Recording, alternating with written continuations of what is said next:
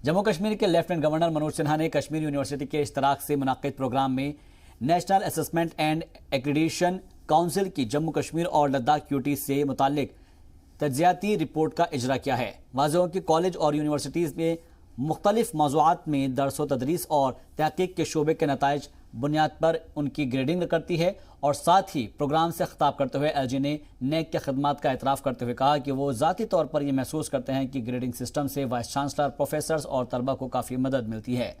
LG ने कहा कि मुस्तकबिल उन्हीं तलबा और असातिज़ा का है जिन्हें अपनी सलाहियतों का इदराक होगा और जो वक्त रहते बदलते माहौल से मुताबिकत पैदा करने में कामयाब होंगे।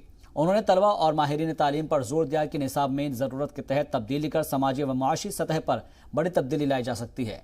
वाज़ेह हो कि एलजी मनोज सिन्हा खुद भी माहिर तालीम है और दर्स व तदरीस से जुड़े रहे हैं, लिहाजा उन्होंने कहा कि नौजवानों में ज़रूरी स्किल डेवलप करने के लिए जम्मू कश्मीर तसलसल के ज़ाती तालीमी निज़ाम में इस्लाह कर रही है। बता दें कि नेक की इस साल की रिपोर्ट में कश्मीर और जम्मू यूनिवर्सिटी ने A+ ग्रेड हासिल किया है और एलजी ने इसके लिए फैकल्टी मेंबरान और तलबा को खुसूसी तौर पर मुबारकबाद दी है।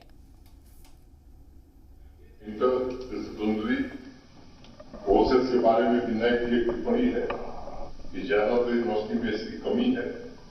मेरा निवेदन होगा, आग्रह होगा कि इस पर भी ध्यान देने की जरूरत है, क्योंकि इससे रचनात्मकता, क्रिएटिविटी, इनोवेशन, चिंतन और कौशल के साथ साथ छात्रों में सामाजिक और नैतिक दायित्वों का भी बोध होता है। नई शिक्षा नीति कहती है कि छात्रों के सम्यक बोध का होना बड़ा जरूरी है और मुझे लगता है कि ये एक शिक्षक ही कर सकता है, आदर्श शिक्षक ही कर सकता है।